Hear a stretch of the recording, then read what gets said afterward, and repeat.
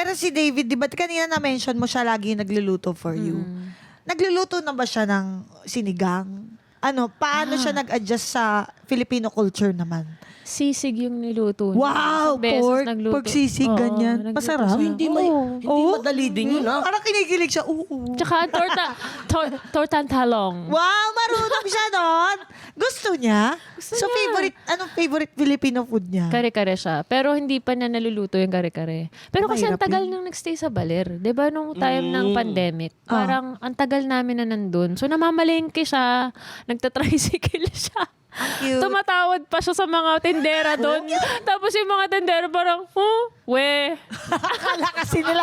Hindi, pag mga foreigner, kasi minsan Oo. nakala natin ang daming pera, di ba? Oo. Di ba may ganun tayong mentality Hindi, minsan. tsaka aral siya sa nanay ko kasi tinuturuan siya ng nanay ko kung paano tumawad. Kumbaga parang sabi ng nanay ko, kapag ka sinabi sa'yo na, kunwari, 200 pesos yung yung ganitong bibilin mo, ayaw ibigay sa ng 200, kunwari mag-walk out ka. Yung ganun. May acting workshop din pala. acting, tinuturuan. May acting involved.